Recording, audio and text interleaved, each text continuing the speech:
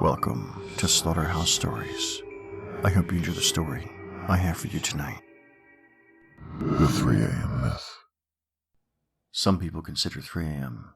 to be the spirit's time to communicate with us. Others think it's the devil's mark. Some even think that when you wake up at this time, someone is watching you. But if someone were to be watching you, how would they watch you if there were no windows or doors in the room you were in? There are many superstitions for what 3 a.m. could be. I'm going to tell you the real meaning of this worldwide time myth. While you sleep soundly, you dream. While you dream, you are unaware of your surroundings, unaware of what could be lurking in the closet, under your bed, beside you, under your covers. Your eyes flutter open, and you check the time on either your cell phone, your alarm clock, or whatever you have laying around that has the time on it. But knowing the time doesn't really matter, right? You rub your eyes and blink a few times, adjusting to the darkness of your room. You hear the sounds of floorboards creaking, the sound of pitter-patter along the ground. I'm sure it's just a mouse. You think to yourself, maybe it's just a mouse, or a large rat. A very large rat indeed to be making such loud footsteps. You dare not look over the edge of your bed, for you are paralyzed in your fear. You're just scaring yourself. Enough already with this foolishness, you tell yourself. But is it foolishness? Or is there a reason to be scared? Are there monsters under the bed, waiting to snatch your feet and pull you under the bed when you get up in the middle of the night to use the restroom or get a drink of water? You do not believe in monsters.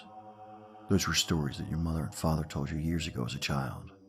The boogeyman, Sandman, and other monsters were just stories to give you a spook, right? Yeah, right. Monsters aren't real. You think and chuckle at your childish fears. But wait, what was that? That pitter of feet seemed to be getting closer. You squeeze your eyes tightly shut as you hear the long, loud screech of your door creaking open, ever so slowly.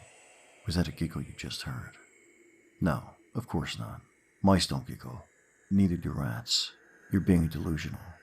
You open your eyes slowly and stare at your ceiling. There is movement under your covers. The covers that you stand under to provide you warmth and comfort. It's moving towards you, slowly, in a crooked fashion. It looks as if it's limping beneath the blankets. You're frozen in terror, afraid to move. Afraid to move, or else you might give away your location. You feel something tugging at the loose clothes that you wear. Oh Jesus, what is that? You yank away the covers and throw them to the ground, and gasp at what you see. The creature is lopsided, grotesque in a way that makes your stomach turn in knots. It wears torn fabric that looks like it's hundreds of years old. It tilts its head to the right and gives you a crooked smile. Its dark eyes without pupils stare at you, unblinking. You slowly begin to push yourself up into a sitting position, backing away from the creature. This doesn't seem to bother it, though. It simply limps closer and closer to you until it has reached your leg. It pulls itself onto you and begins to crawl, slowly, oh so slowly. It bears that crooked, toothy grin. Its gray skin hangs from its bony body. It smells horrid, a smell you've not come to face before. But you know this smell, even without having smelled it before. It's the smell of rot, but not like any rot. It's the stinging scent of rot, flesh, and blood. What are you going to do? You think, and lick your lips, eyes wide, not removing them from the creature. It's still inching its way up your body, coming closer and closer to your face with each limping step.